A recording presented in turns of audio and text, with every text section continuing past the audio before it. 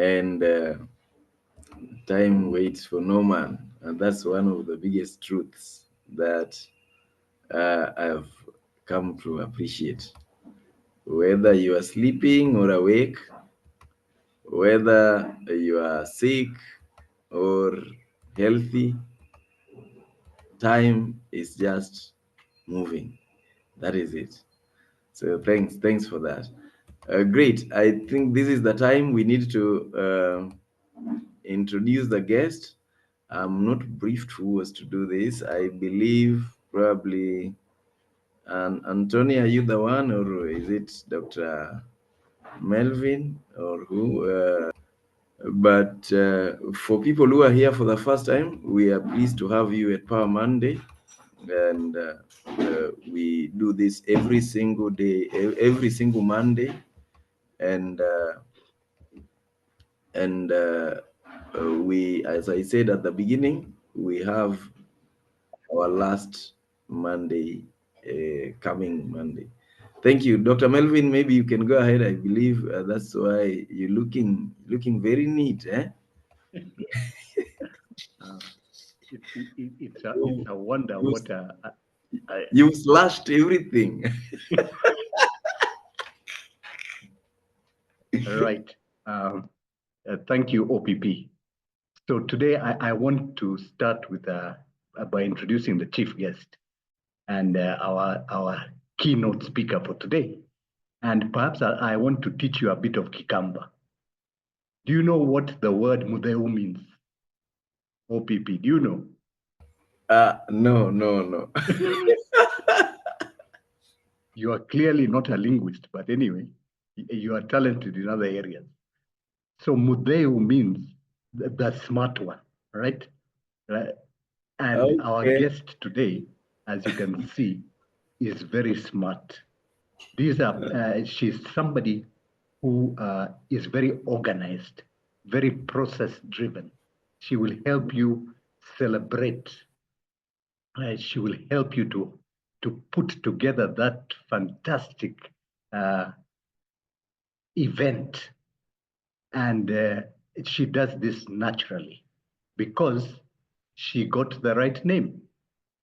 So do you see the power in a name?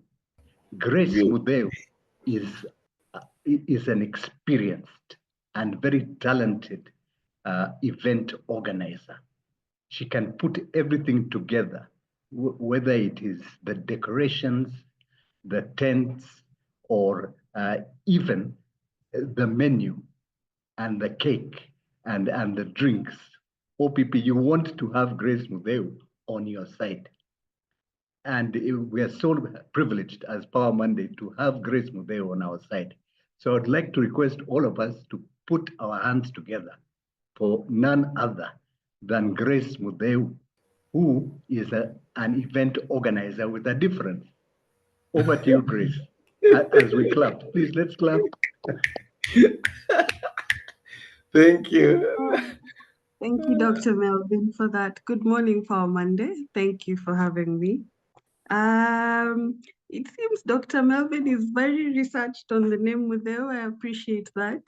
And thank you all for having me. My name is Neema.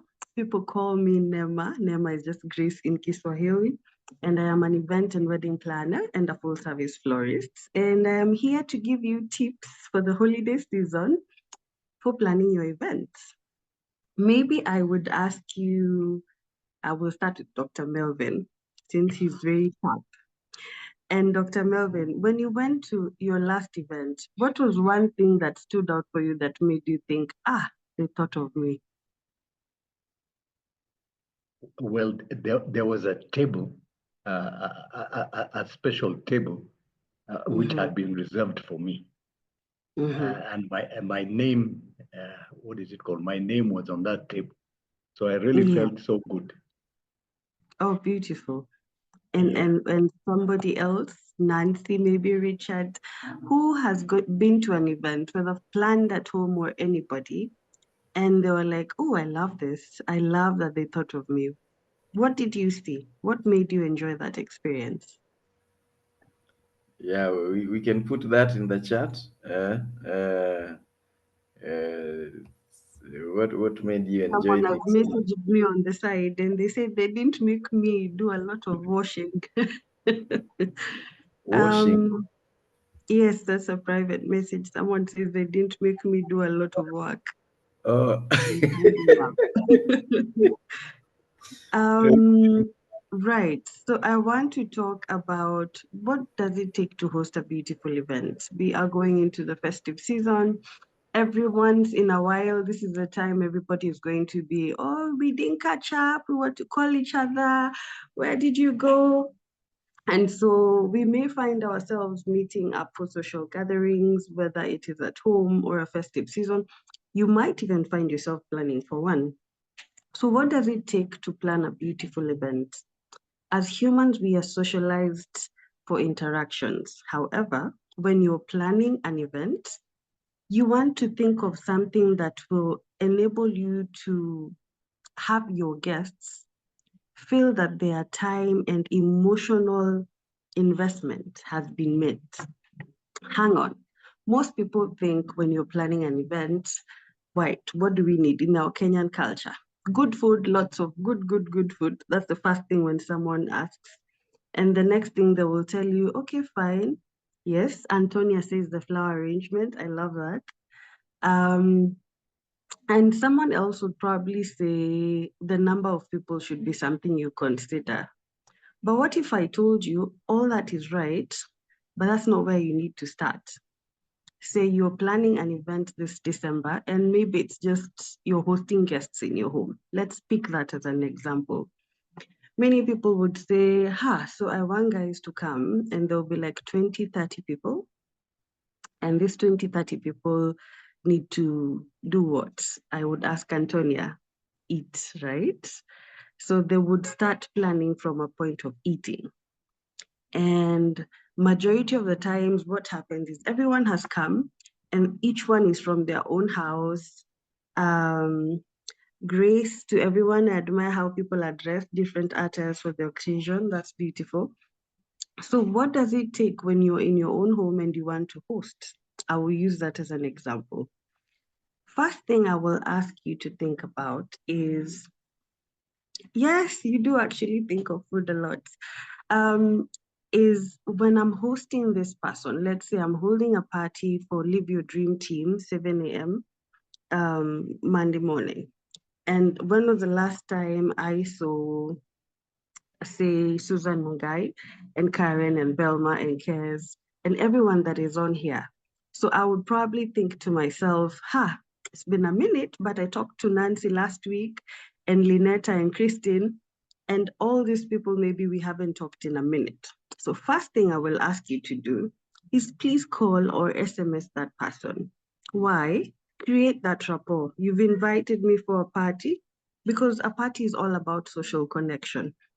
And the reason we plan parties is simply because of social connection. We could be celebrating somebody, we could be celebrating or commemorating a milestone, all of which are all paragraph and very important. But at the base of every party or get together is that yes, Mudokoi must be there. Yeah, so if we're having Susan and I have not talked in 2, 3 months, the first thing I will do when I'm calling is, hi, Susan, I'm calling a party. How are you doing? How has Nancy been? And then they will call me and tell me, okay, I like what you've sent me. I will be available for your party. Now, first thing I have said you do is call your friends up. So get that out of the way. Number two is come up with a theme and the purpose for the event itself. Now, many times when you're celebrating, you do not have a theme in place per se in your own house. The theme maybe it's just somebody's birthday party, or the theme maybe we are celebrating SNS for a special party. Maybe let's say they're getting married or it's an after party, whatever theme you will give it. However, instead of thinking that I want to have a golden theme for an event, how about you say, the purpose for this party is simply to get Susan and Velma, who really know each other, but they don't know each other a lot. How about I get them from this point where they are acquaintances to maybe see if I could further their friendship a bit. So you have a purpose to your meeting. Do you want Catherine and Karen to engage in an activity together? How do you do that?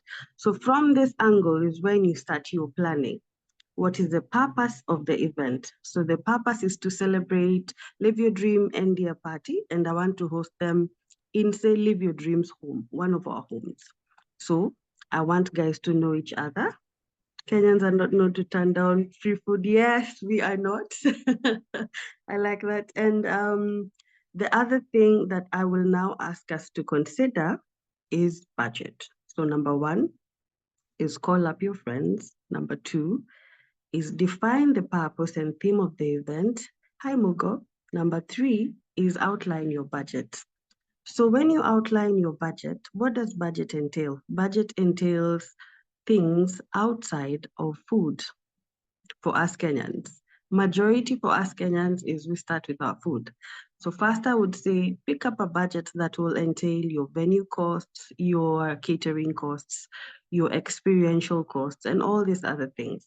Now, from this point, your budget is what will allow you to say, okay, I'm going to host 30 people or I'm going to host 35 people. Hi, Stella. Good morning. The other thing that you need to think about after you outline your budget. So let's say for our party, we're going to have, say, 400,000. It's just an estimate. And then now we want to think about the event flow and order of events. One thing that people think about is when you're planning an event is I like how majority of us I like how majority of us have asked and talked about food. But what is an experiential budget? Hi, Lucy, good to see you. Is number one, when you walk into your event, what do you want your guests to experience? When you're planning an event, think as a guest, then think as a host. So from the moment they walk into the door, is it a family event? Who have you not seen for long? What do you want them to experience right from the door? How do you want the message you convey to them for an invite to make them feel? Because all through, you're prepping them for the experience, which is ideally starting from the time you invite them. That is what I mean by experiential budget.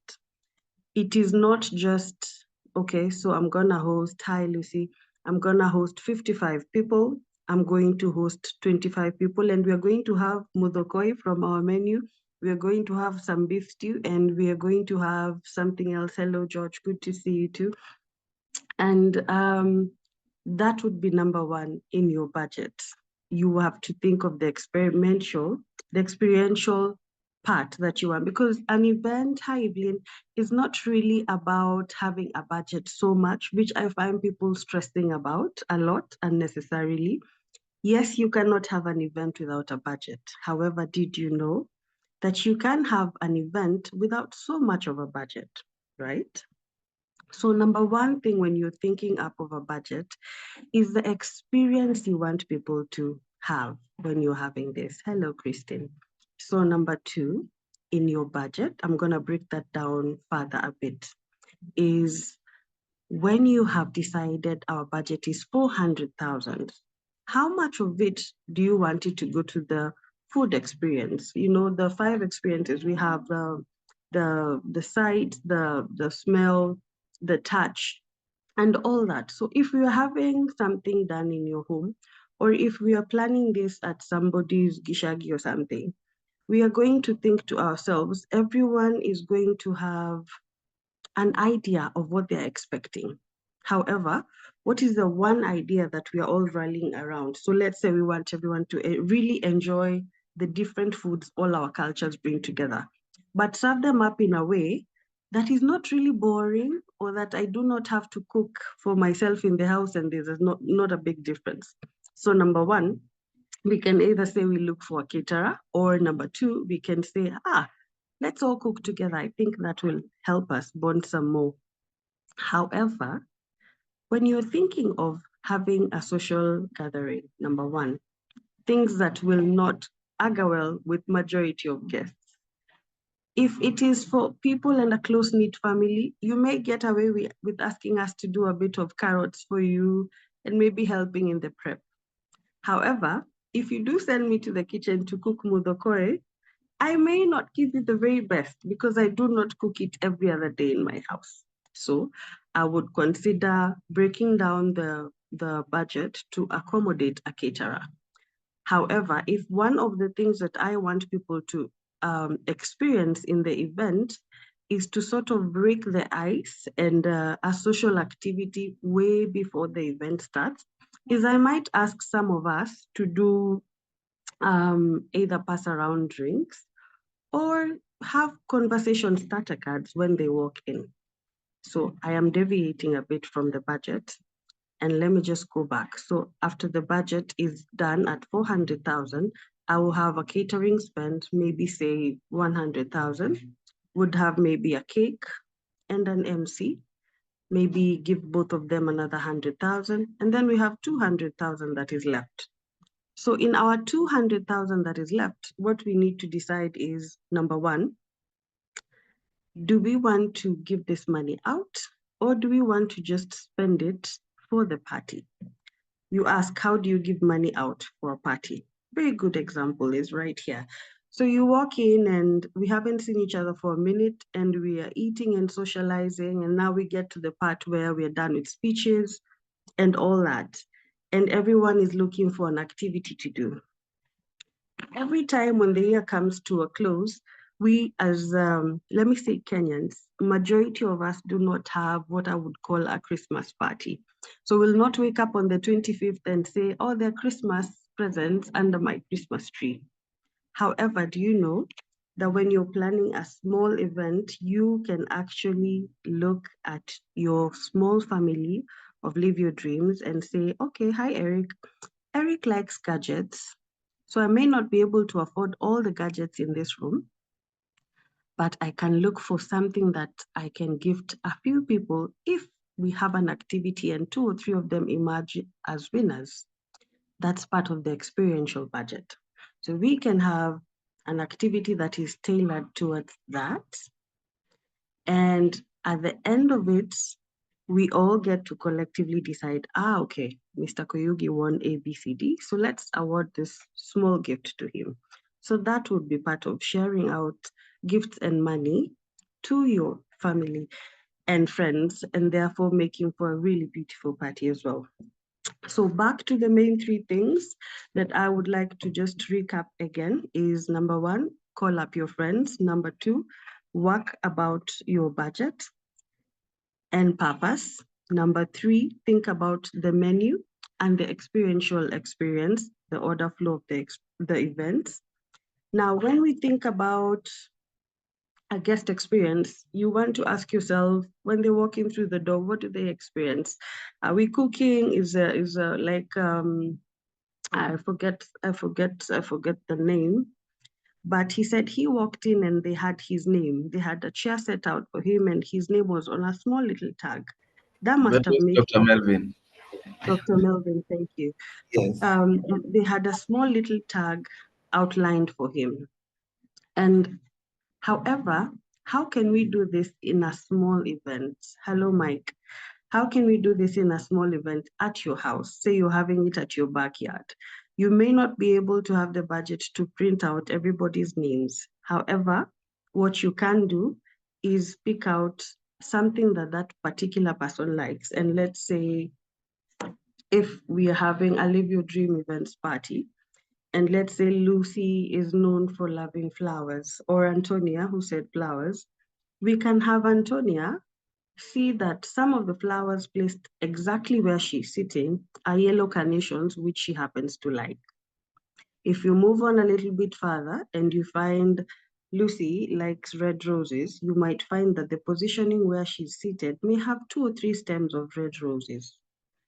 Those are just some of the things that you can do to show people that you thought of them without breaking a budget. We are not talking about doing a whole lot, but spending $1 and making it look like you've spent 10.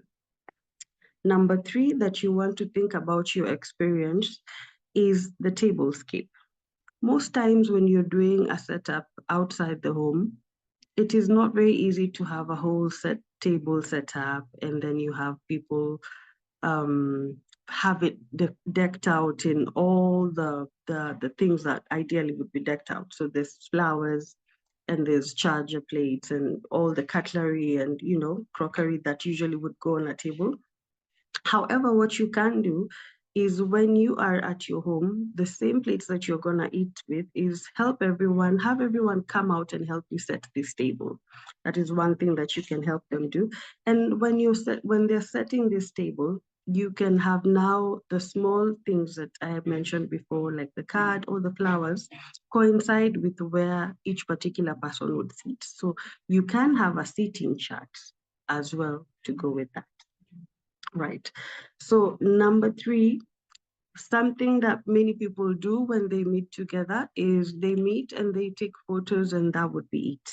How can you make this more memorable? Number one, when you are meeting, you can set aside some time to make what I would call a memorable thing that you do. For example, of a memorable thing would sorry, I missed what you said, would be, for example, to plant a tree.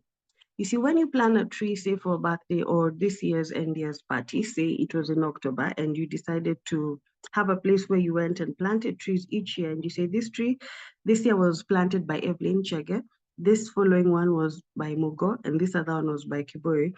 When you look back, you'll be able to see something, because what is an event really? An event is simply because people need something to look forward to and something to look back on. It is like an aisle marker of small events and reasons why we gather together. More to that, instead of just having simple photos, because hello, Mr. Muturi, nice to see you. Instead of just having photos taken by individual phones, which we always do, how do I get to see a photo that Evelyn took? How do I get to see a photo that Mugo took? Easiest thing would be, for example, to get an app. And this app would allow you to scan a simple barcode, and we would all be able to sync all our images, just the ones that we've taken for that event, and be able to share it all through the years. And that would also help with that. The number three thing after you do all these experiential things is repurposing. How do we repurpose something? You're in the house, or you've gone out to celebrate somebody else in their home or at our party. We can repurpose some of what we have used, for example, the flowers, and you can give them to your friends, you can give them to whoever has come visiting, and you can give them as small arrangements that they can carry away in mason jars or small vases that you buy your guests, and they get to carry this away. And that would be very thoughtful of you.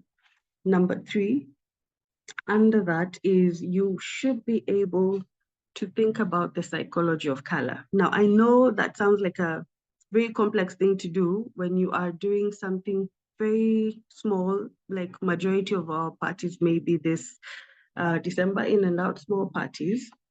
But really, when you walk into somebody's house or when you're hosting, and you sitting around the table and you're looking at who's around you and you're making small talk, it may not cross your mind that the colors that have been put there are very intentional. For example, there are people who would say that we addressed that as a theme and one of our first points. However, if you walk into an event and you find the linen is yellow and the seats are orange and the napkins are a neon green, what that does to you is that, well, it might make you a little bit vibrant and chatty, but after a minute, you'll be very, very frustrated because mentally you are getting tired from all the stimulation from the colors. So when you are setting up your table at home, or when you're also inviting people or telling them a dress code, pay attention to the psychology of color. Do you want a simple, calm event? Do you want something that is intimate and social? So therefore, you might tell someone, if you want something intimate and social, to just put on shades of purple, or put on something that has a white, right? Um, yeah, so that is something you would consider for colors. So if you were to take away all that I have said and you look for only 5 points that I would tell you as a tip to plan your event. Number one, consider the theme and purpose. And just before you do the theme and purpose, call your friends. Call them and find out how they're doing, especially for a small event. This is under 30 and under 30 in number. Anything above 30, um, God bless you too, Melvin. Um, you call them. Number two, find out the theme and purpose of the event. Number three, have a guest list and the budget.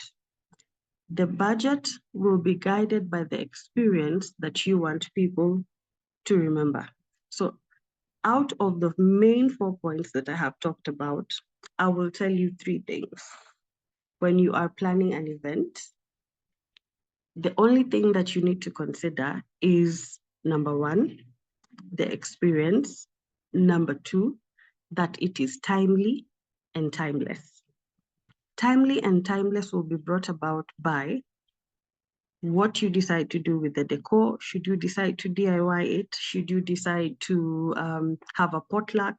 Should you decide to engage the people in activities or games that they get to sit and play themselves, like charades? Or if you're going to go all out and have an MC. Number three, um, it needs to look good 5, 10 years, way after the event is done. So let me summarize that again. Sorry.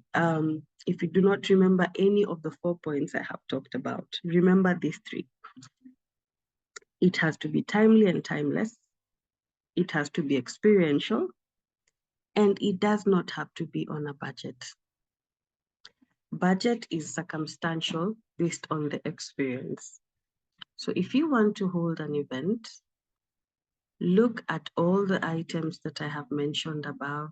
Think of the theme, think of the purpose, think of the budget, the guest experience, the ease of the experience, how the music will be. If you're having like a carnival sort of event, ease of experience maybe, for example, you give a makeup artist at particular stands to go and assist some of your guests. But if I was to simplify it, the very easiest would be number one, make it timely and timeless. Number three, I have skipped number two because number two is budget. Number three is make sure that it is experiential. Experiential is based on your guests and what you want them to experience. I hope that wasn't very intense. Someone says it was quite intense. Karibu sana. I do not know if any of you may have any question. Yeah, we can put questions in the chat. Now, maybe we can start. I had something for the first time, things like table chart, uh, thinking about how the table will be laid, whatever color. Uh, you may want to talk again about that color theme thing because you started. I think I got distracted because we have different colors. People from different regions tend to resonate with a certain color. I don't know how that works out. And then the other thing is some of the things that are usually likely to go wrong and turn off people. What are some of the things from your experience? Yeah, that would be a big problem. Then there is a question there from Susan Mungai. She's asking what do you do when guests fail to RSVP, but actually show up and sometimes with a +1? I find this real this really throws off hosts and planners. Yes. Sorry, I didn't catch your first question. I got color and things that could go wrong. What was the first? Yeah, the other one was I there was no first one. I talked about just those two. Yeah, the other Okay, ones were comments like I got something to do with table charts, which is pretty okay. new and things like that. Yeah. So things that would go wrong in an event, I will start there. I will start by saying everything could go wrong. And that is why you hire an event planner who will think, when you're planning an event for yourself, you would think from the event perspective that you have gone through everything. But I would always advise you plan with the worst in mind, worst case scenario. So imagine yourselves if your guest came in late and you only gave seating for like 30 people and they're supposed to be out in the sun. You should have a backup plan in case of that. Number two, Grace is asking about color. So let me start with everything going wrong for an event. What could possibly go wrong? I will answer everything. Why?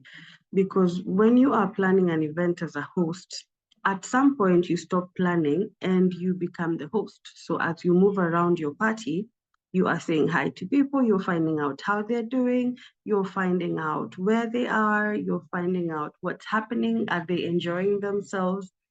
Maybe once in a while you might look and ask, oh, hi, Grace, do you like the fish fingers? And then someone turns to you and tells you, oh, where are the washrooms? That is for a small event. So you would be unable to actually enjoy the event yourself. So first thing that would go wrong is for you not to have an event planner or an event coordinator or just somebody that is helping you aside from you who now planned and invite everybody. So I would say you ask someone for that. Number two, how does color work when the guests are mixed? For example, you invite your friends for a kids party and they come with their parents. So that's a good question. I will merge it with what Peter asked about color. The first thing you want to do is when you're thinking of the theme and purpose of the event. For example, Grace says this is a birthday party for her child.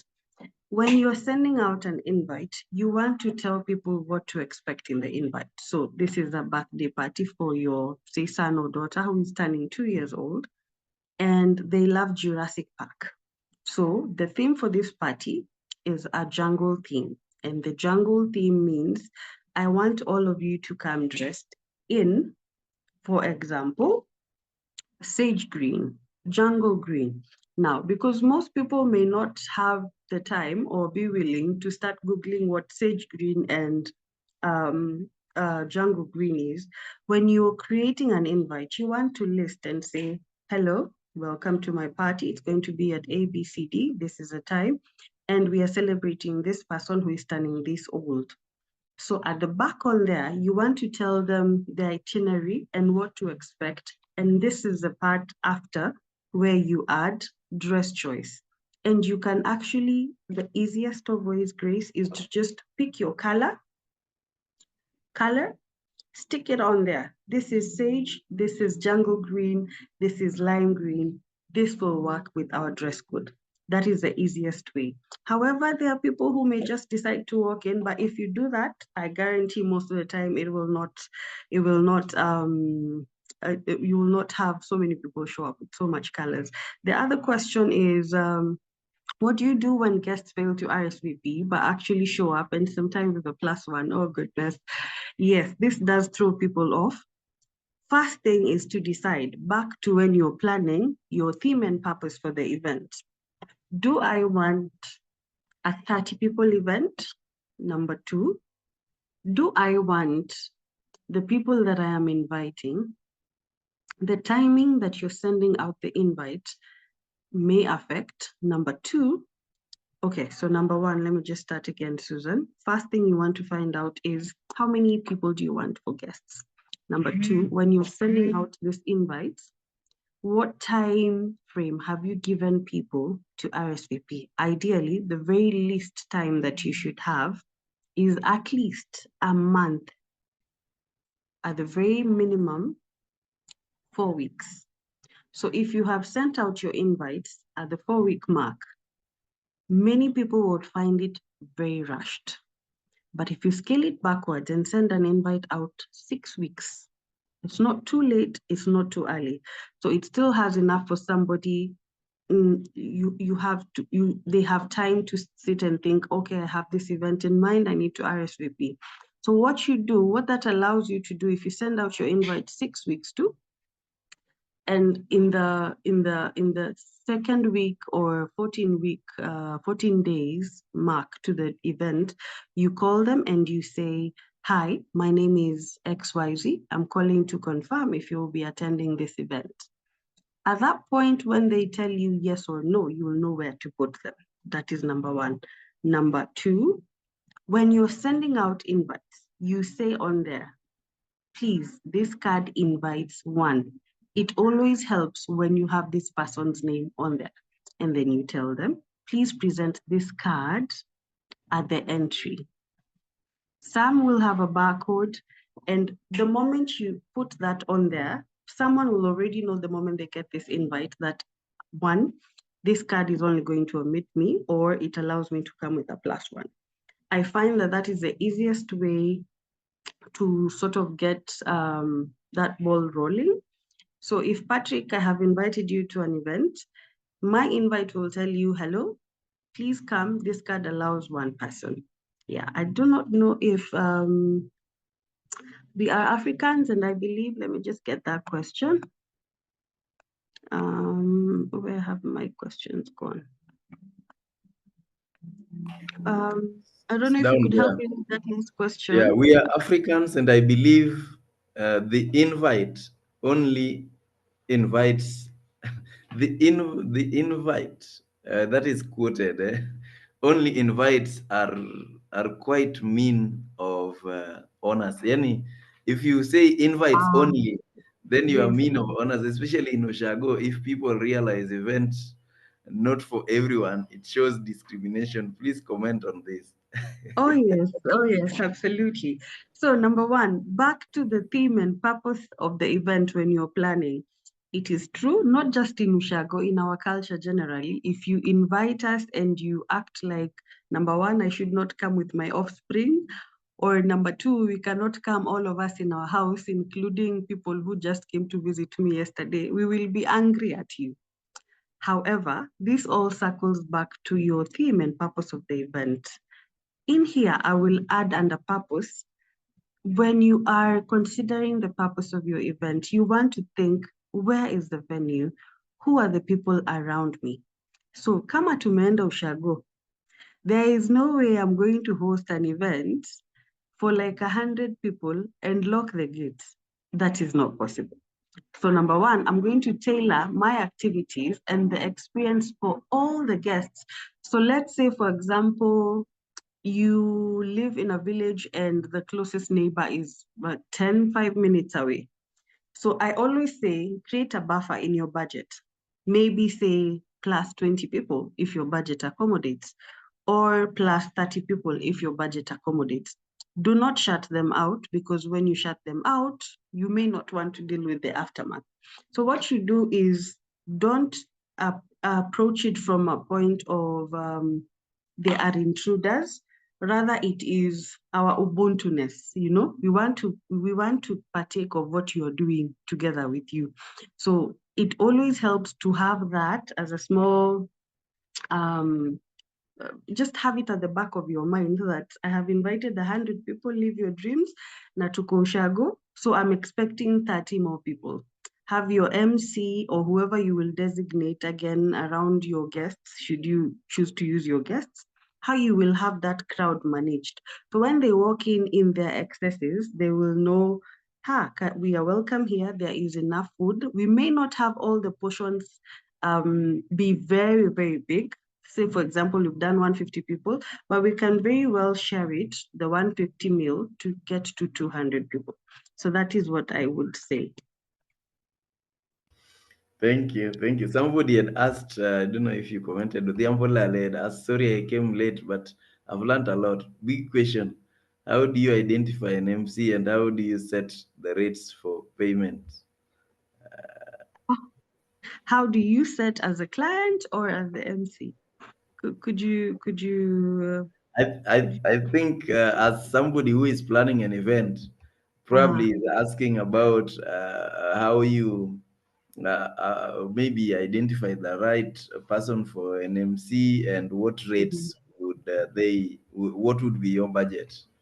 Okay, number one, if you're looking to have an MC, first thing I would say, back to the purpose of your event. If tumeenda ushago kupeleka nyombo ama kushugia mwana, or for example, just any random event, say this is a wedding, you want to decide the experience, the point I talked under point 3, the experience you want your guests to have. And some of this that would be taken into consideration is, where will the event be?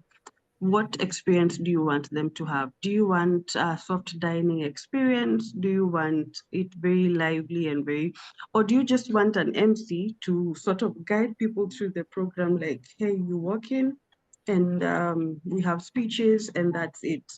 So first thing you have to have in mind is not budget, the experience you want your guests to have. After you define that experience, you will then be able to look for an MC that embodies the outfit that you want them to work in. From that point, you would be able to now approach them and they would guide you on. I have 3 services. I have MC package alone, maybe that would be 50. And I can come with sound, and I can come with dancers, and I can come with a generator and all these 3 things. And then they will be able to give you this breakdown of a cost and how to find them. I do not know if that has answered your question. Yeah, I believe that is a big part of what he was looking for. I'm And seeing another question. I don't know. I'm just trying to scroll down if there is another question. Uh, uh, a few months ago, we had a governor show up for his deputy wedding in open shoes and very casual. The media picked it out and it trended. How do you handle this disappointment? Was it a disappointment or? Well, number one, so sorry about that. That must have been very cringeworthy. But 2 things I will tell you. Number one, when you're planning an event, assume that everything that could go wrong will go wrong. And what that does for you is that it sort of shields you from things you have no control over, like the budget skyrocketing that you have an option and control over. Someone showing up in open shoes when you've sent them an invite already is very cringe-worthy. However, what you do, number one, is when you're sending out an invite, please specify that this is a black tie event. The colors for our black tie are black and maybe dark purples and dark blues. And because I had said earlier that not everybody may want to start Googling what a black tie setup would look like, it always helps at the very back of the card if you just outline that this is what a black tax event ideally you would wear. And these are the colors. So you just add a very small section. But after doing all that and inviting people and they show up with a color, like I said, there's really nothing you can do during the event. The best thing is to just continue on with the event and not give that too much attention. Yeah. Kez is asking how to You handle don't call a entertainment. bouncer. Do No, you put a you do bouncer not, at the door? because because most times, I can tell you, having a bouncer on site and security is important. For example, if someone gets rowdy, we do have them how to nachukua juju. However, you can have someone who's very important and who is going to have a leading part in the event show up in shorts and akala. And truly, there is nothing you can do to them. Because if they are supposed to be the father of the bride and they decide, you know what, today I'm not feeling it. I just want to be easy. I actually had something like that happen. And this good sir showed up and he said, today is the happiest day of my life. And he had a bottle or two and he said, I just want to be easy. And when he stood up, it's the first thing he addressed. And he's like, my daughter, I'm so sorry. I know you wanted me to wear that agwanda. It is too hot. We were somewhere in the coast. But I just felt I'm very happy. I just need to be myself. So I am here in shorts and a t-shirt. And yes, I am still your old man. Now, I'll pose that question and throw it back to you. What do you do when it is the father or someone important and they show up dressed like that? There really is nothing much you can do Yeah. other than flow with the event and make the most of it. If you react angrily to it, it will detract from the day's joy. So the easiest thing you can do is paddle like a duck. You know how a duck paddles? That's what we say of event planners. They look like they're gliding on water, but Mm, underneath here, so mm. you deal with the stress of people not necessarily doing what you need them to do by simply accepting that a human will do whatever they need to do, and there's nothing you can do. So you choose on focusing on the joy. And Good. how do yeah Yeah, how there was that question from maybe you'll handle them quickly, then we move on. That okay, mm, so really fast. How do you handle entertainment music, or you do as a host prefers? And number two, um, how do you work on the seating arrangement and food? Okay, so I'll tackle those very fast. Kes says, how do you handle entertainment and music? Number one, you handle it one as a host, and two, thinking like a guest would. So you handle it as back to the purpose of the event. Is this like a Thanksgiving? And the people you are inviting, are they what do they appreciate? Are they from what age group? Are they from different cultures? Are they from different belief systems? And that is what will guide you when you are thinking about your entertainment and music. You also want to think about the mood and the ambience, right? If you're thinking music that is loud, you kind of want to not have very loud lighting. You want to make sure that there's a balance so that you do not overwhelm or underwhelm people's senses also when you're thinking about music, aside from the taste that you want. So if you want something to be soft and jazzy, you will play something that is very soft and jazzy. Other question is RSVPing. I believe this has to do with RSVPing.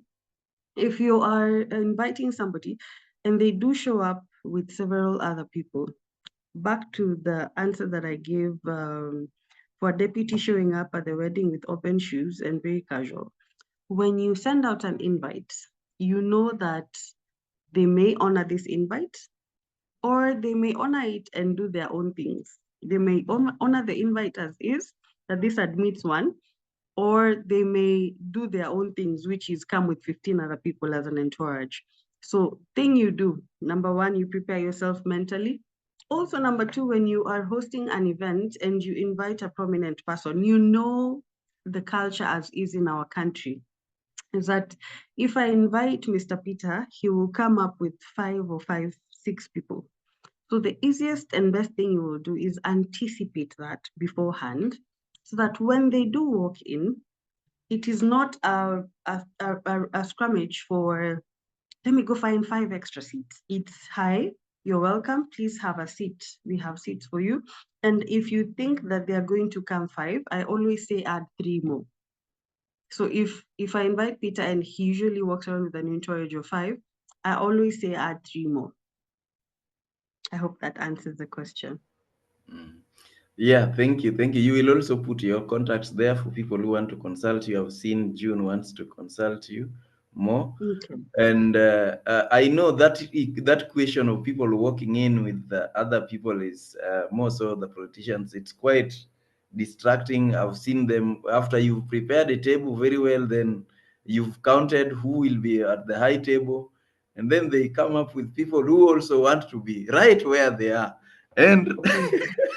the table was prepared for a particular number. I will have CG guest of honor here. I will have this person here with this person. Then it becomes another trouble. But I get the answers that you've given. We can only anticipate. We can only adjust, and let the water flow. Let people celebrate whichever way. You cannot arrest them. Thank you for such a simple and exciting talk. These are some of the most important things that people need to learn, but we hardly do because there is nowhere to learn them. Yeah, we except for Monday. Yeah, so thank you very much for that.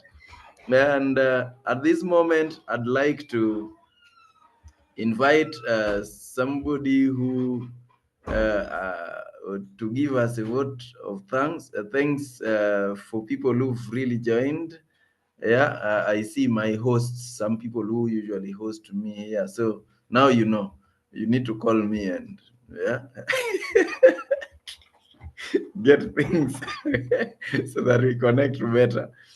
Uh, June, would you like to give a vote of thanks on our behalf? You've been having quite some questions, and I don't know whether you'd like to give a vote of thanks uh, and uh,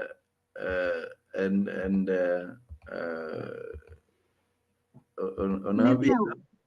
Yes. maybe just say something to, I'm seeing some 3, 4, 5 questions. I've put Well, my number it's, on the chat yes. there. We can talk some more. Yes, Yes. thank Yeah, you. because it's time. Mm. Yeah. June. June Claire. Uh, okay. Hi, Antonia. Hey, good yes, go ahead. good morning, Mutheu. Wow, that's amazing. First of all, hey, what a nice name. Hiya. I've learned so much. I'm upside down. Now I understand why some of those events leave me wanting. Congratulations. Not only have you come on board and clearly mastered your trade, you gave us a presentation, you went back and forth, you bulleted items offhead. I find that very interactive. I find that very real, very engaging, because sometimes those PowerPoints are just PowerPoints with little backing. So congratulations. This is a great time of the year for you. I pray that all that you deserve will come your way. More specifically, even as we go into the everyday events, for me, it has narrowed down to even just the most important event, dinner with my own family. Of course, when we have a meal, be it breakfast in the house, those of us who are in the house and we want to get our children to engage, we want to get our spouses to engage, let us also think about what the experience is, because it's not only just about the food, it's not only just about the budget. Thank you for that very powerful learning. And of course, with the specificity of events, I pray that all of us come away from this Power Monday morning better armed as you have armed us. And I pray that all the success that you need, because I'm sure you have a plethora of events, does come your way, and that we, as the people who've benefited, also bring business your way. Okay, great. I hope I've followed the right protocol for that vote of thanks, but thank you. It's very heartfelt. I look forward to engaging with you more. Good morning. Thank you. Thank you very much, June, Claire. Great. So I'll call upon now. This talk has made me remember this story in the Bible about two sisters, Martha and Mary. Martha seemed to have been either an event organizer, but did not have somebody to take care of that. So she didn't enjoy the company of Jesus and complained about Mary sitting there. Maybe you will comment on that, Grace. But just before that, I'd like to call Antonia to make any announcement, and then we close officially. Then we go to side chat. We usually have side how that could have worked out. Antonia. Yes, good morning, Power Monday team. Thank you so much for having us here, to our hosts and everyone who has made this possible.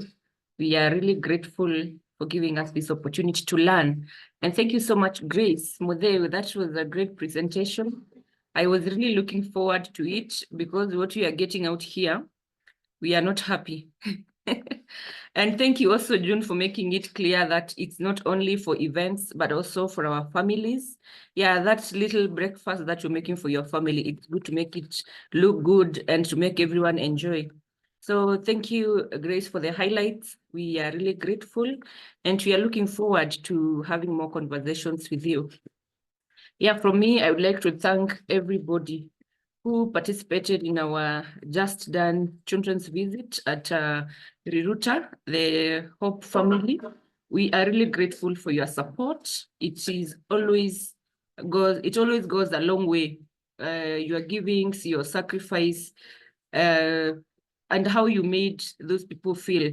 And now I'm also now bringing this into what we've learned today. It's about how you make people feel and the experience that you leave them with. Because from the first time we went to that children's home, they've always told us to come back. And every time we go, we find them on a different mood because we've already built their rapport. They are expecting us. And then we are like, once we get there, we are already planning for our next visit because we find them very interactive, very talented, and also a very welcoming team. So the next time I would request us to create time just to go and be with them. And that time we will have a very specific presentation from them. For those who went last time, they were preparing for their national music festival, and it was a good report to know that they won. They went all the way to the highest level, and they did their presentation, I don't know, to the State House or to the Kenya National Theatre, but they were the winners.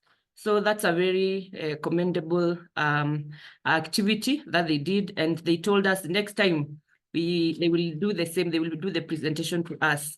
And if you attended the second time, you are sure that you don't want to miss because it was fun just to see how they display their talents. They are so talented. So thank you so much for every sacrifice, every giving, every time that you give to make sure these children get their Christmas, get their daily livelihood, and the support that you give Power Monday. We are really grateful. And my other announcement would be that just from the same, we'll be doing this like every 2 times a year. And we might structure it a little bit and then we'll let you know so that you can make it more fun, more better, and to have more people come in just to go and have the experience. Because this is one of the things that even the Bible commands us to do. So it's good to fulfill the Great Commissions together. And mine is also to wish you a lovely week. Go out and come back with the sheets in the house. Thank you so much and have a great week ahead. Beautiful. Thank you very much. Yes, just to add on to that we had a great experience. It's always humbling to see how children whom you would otherwise run away from because they were in the streets, they were street children, they are reclaimed and now they are living a decent life. They are talented, they are brilliant, they have great dreams. You discuss with them about their dreams and you feel inspired. So we will be doing that twice every year, in July and in December. And next year we shall just be announcing this just from day one, so that you can always give your own contribution out of 12 months. Even if you give 1,000 to the children to help them, we are partnering with them just to ensure that by the end of the day, when they are living their dream, when they are telling their story, they can also have somewhere to think about you. You also contributed to their livelihood, to their experience, that very experience that we are talking about. So thank you very much for that. Anybody would like to pray for us? Then we go to that other part where Grace is going to comment for us on. We And need to maybe close officially. one last thing, Chairman. Yes, then you before we pray. get Then to you pray, closing. Antonia. After Okay. that one last thing. Okay, yeah. I understand that there are people who had made their pledges on the same. The room is not closed. You can still do so because I understand. Yes, we bought a lot of food stuff, but we still could not manage to buy them some sanitary towels. So once you do your clearance, we can follow up and do the same and still deliver, because as long as they can still be brought back to school, we can still deliver their items any time. So kindly, if you had made a pledge, it's good to clear just use the same account number and we will give a report of the same. Asanteni.